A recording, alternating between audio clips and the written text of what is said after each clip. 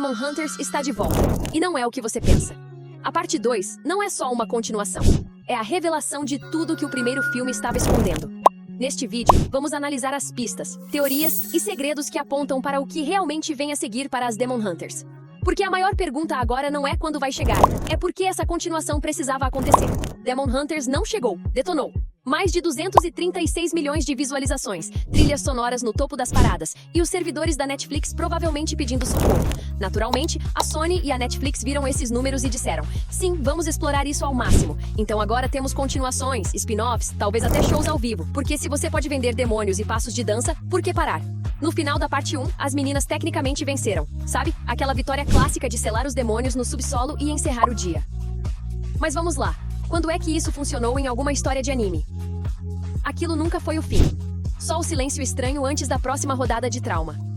Porque lá embaixo, aqueles demônios ainda estão vivos, esperando, observando e provavelmente fofocando pelas frestas como vizinhos do mal que nunca foram embora.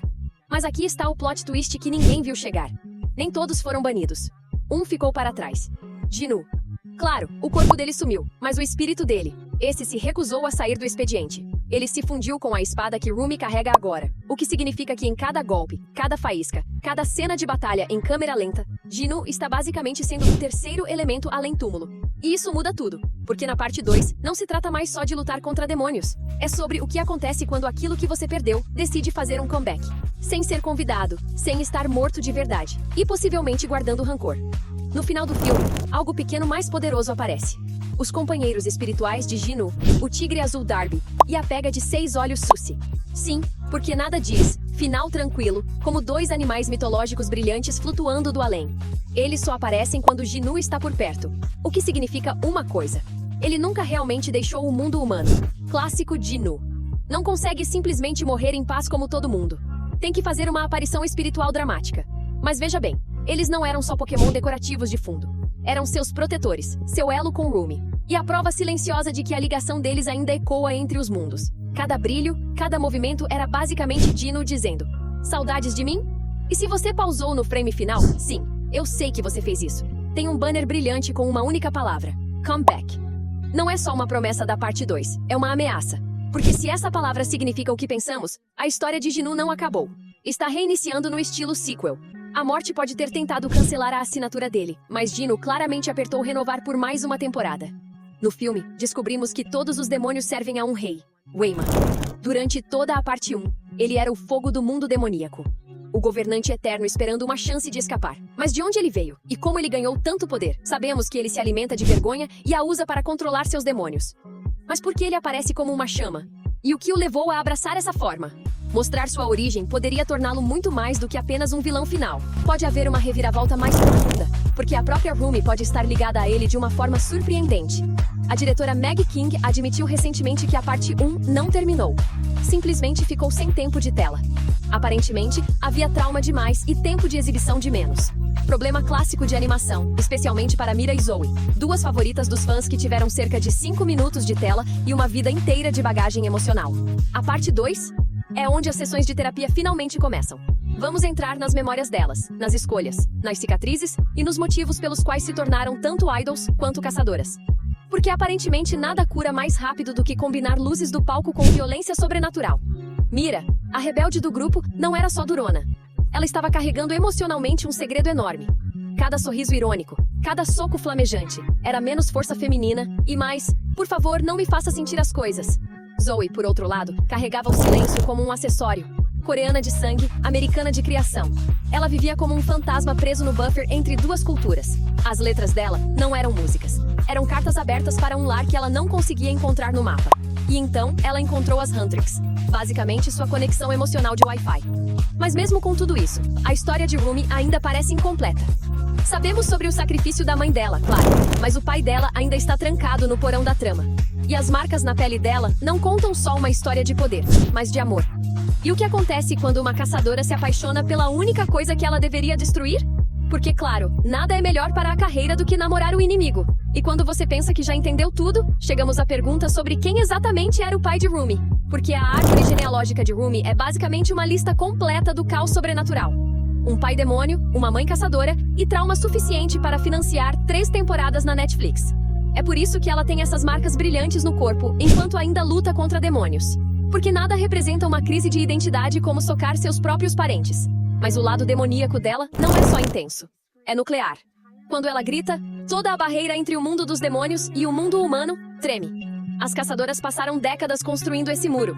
E Rumi simplesmente gritou até ele ceder.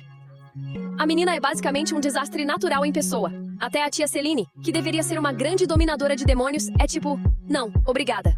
Ela tenta suprimir o lado demoníaco de Rumi, mas claramente isso funcionou tão bem quanto colocar fita adesiva em um vulcão. E é aqui que fica mais intenso do que um finale de K-drama. Guima, o governante todo-poderoso de todos os demônios da existência, consegue controlar a todos, menos Rumi. Quer dizer, o único demônio que ele não consegue controlar, por acaso, se parece com ele e tem o poder dele? Sim, pura coincidência. Talvez seja porque ela é, na verdade, sua filha de verdade, o que explica por que ela consegue resistir à voz dele. Sabe? Como todo adolescente ignorando o pai no meio de uma palestra. E se você acha que isso é forçado, olhe só para o cabelo dela. É da mesma cor que a chama roxa de Guima. Porque quem precisa de teste de paternidade quando seu cabelo brilha num violeta de questões com o pai? Então agora a pergunta é, se ela realmente é sua filha, ela poderia um dia se tornar a rainha dos demônios. Porque se for assim, parabéns! Estamos prestes a assistir ao reencontro familiar mais awkward da história. Também precisamos falar sobre o passado de K-pop Demon Hunters, porque aparentemente salvar o mundo uma vez não é suficiente. Você tem que fazer isso a cada geração com coreografia perfeita e delineado brilhante. O primeiro filme sugeriu que havia gerações anteriores de caçadoras, idols dos anos 80, 90, talvez até da era disco, ainda lutando contra demônios de salto alto e autotune. Vimos pequenos flashes delas adaptando a música às épocas, mas nunca recebemos a história completa delas. O que é uma pena, porque quem não quer ver um grupo de meninas matadoras de demônios chutando o mal no ritmo de synth pop? A parte 2 pode finalmente abrir as cortinas, provavelmente através de Celine, que surpresa, costumava ser uma dessas caçadoras. Ela é basicamente aquela tia descolada que diz: no meu tempo, lutávamos contra demônios sem hologramas nem filtros de voz. Celine poderia ser nossa guia pela história, explicando como as novas caçadoras são escolhidas, com que idade começam o treinamento, as provas absurdas que enfrentam, e como equilibram exorcismos com ensaios de dança. Imagina. Desculpa, não posso sair. Tenho que ensaiar um golpe mortal e uma letra ainda mais mortal. Sendo honestos, Darby e Suzy soam menos como guardiões ancestrais, e mais como uma dupla de filme policial que salvou o mundo por acidente. Mas esses dois não são só alívio cômico. São os misteriosos companheiros espirituais de Jinu, um tigre com energia de personagem principal e uma pega a um colapso de se demitir. No folclore coreano, animais como eles simbolizam proteção e orientação. Mas no filme, eles basicamente aparecem, mostram seus poderes e somem como Wi-Fi durante uma luta contra chefão. Ninguém sabe de onde vieram. Talvez nascidos da música, talvez de algo estranho no departamento de som. Mas uma coisa é certa, eles são os ícones de apoio emocional que não sabíamos que precisávamos. E falando em caos, o romance com os Saja Boys está longe de acabar. Jinu pode ter entrado em modo fantasma, mas agora que a alma dele está dentro da espada de Rumi, é relacionamento à distância com vibes sobrenaturais.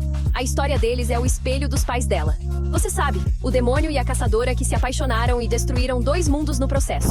Então sim, a parte 2 pode trazer romance, coração partido e uma dupla tigre-pega que merece seu próprio spin-off. Porque se alguém vai roubar a cena dessa vez, definitivamente não são os humanos. A parte 2 já está confirmada. E os rumores dizem que as Huntrix podem sair da tela para shows de verdade. Por que para que assistir às suas idols demoníacas favoritas quando você pode comprar ingresso para elas?